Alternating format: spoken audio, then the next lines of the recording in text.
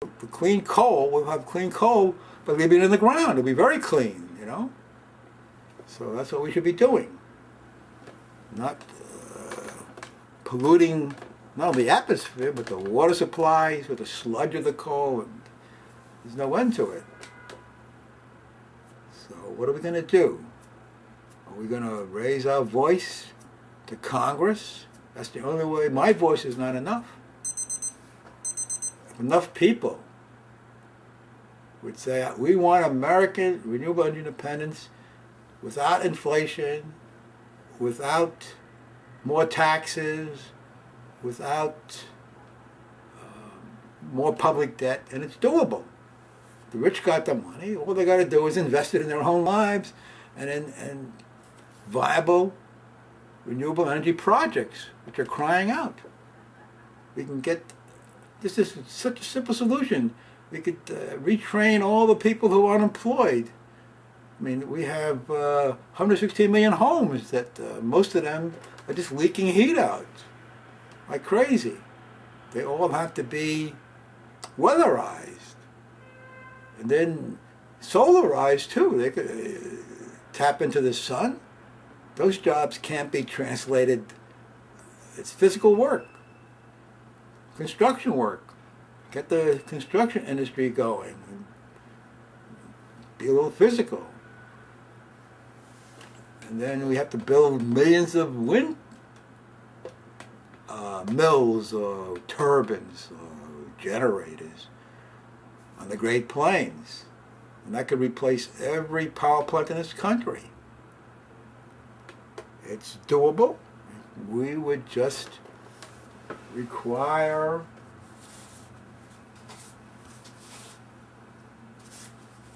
the top 10% of the highest income earners to invest 10% of their pre-tax income to weatherize and solarize their homes first. And the rest of the $450 billion yearly required investment should be invested in viable renewable energy projects, which are all over the place. At the same time, please work for a carbon tax as proposed by Dr. James E. Hansen of Columbia University. They tried to shut him up when he was NASA director. But he's so concerned, like Stephen Chu, who took the job, because they're concerned about their children and the future of the world. So they won't keep quiet. He's saying cap and trade is nonsense in terms of getting it done.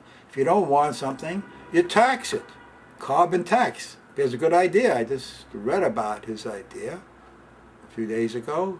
And he says all that money that we're going to, because they're polluting with the carbon dioxide after it's burned, all that money from a carbon tax we give them back to the people. He says there's a scenario where it'll be about $3,000 every year for each person. So a family, and maybe he's talking about half, for a child you get only half, $1,500. So a family of four would get two $3,000s and two half of $3,000s, which would be $9,000 every year from a carbon tax. Wow! So it's off the table, a carbon tax. Just like a single payer system is off the table because you're not raising your voice. We could have Medicare for everybody, a single payer system, as a public citizen.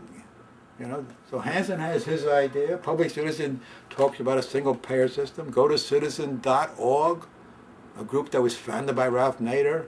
He left the group in 1984. Claybrook was the president. Now they got a new president. I forget his name. But they are promoting a single payer system because it's the best thing we can do. So there are issues. Single payer system. Get health care in demand without having to be worried about all these People making profit off your health. That's what they're doing right now. A carbon tax, and my issue, which is requiring the well-off to invest 10% of their pre-tax income, and the wealthy to invest 1% of their net worth. $900 billion every year, $800 billion every year.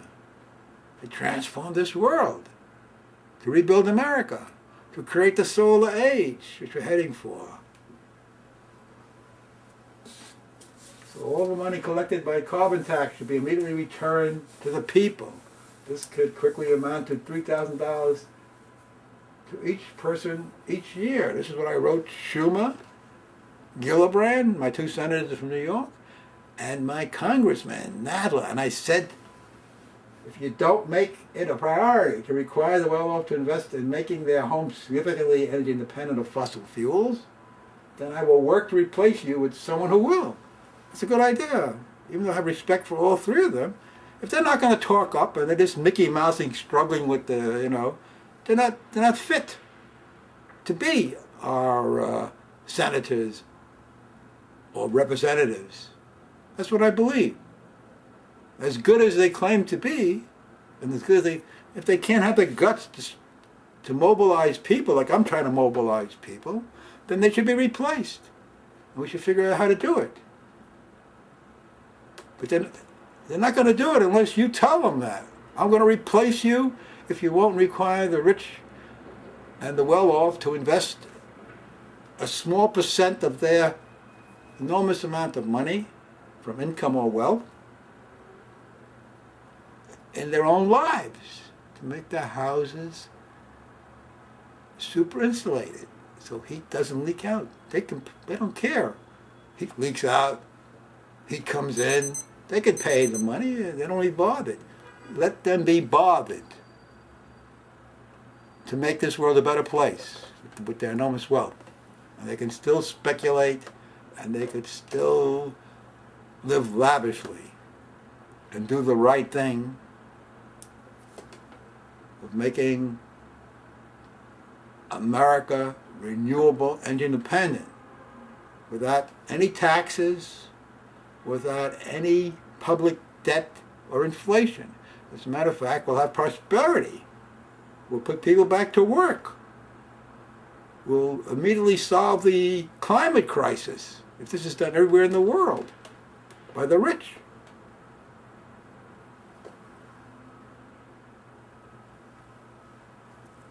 So, does it make sense? If it does, then mobilize yourself to talk about this thing to everybody. Make this the central feature for jobs everywhere in the world, the renewable energy, and to solve the climate crisis by getting off oil, coal, and natural gas. Leave it in the ground. There's enough sun, wind, waves, tides, geothermal, dig baby dig, 1 to 3 miles down for the heat of the earth, 10 feet down is also from heat pumps. You get difference in temperature in the winter or summer. You could make cool in the summer by putting pipes 10 feet down, horizontally or vertically, doesn't matter. It'll work either way. The rich got enormous spaces, let them get the heat pump industry going to geothermal energy. And then there's temperature difference of the oceans, or waves in the ocean, or tides. There's so many options, or biomass.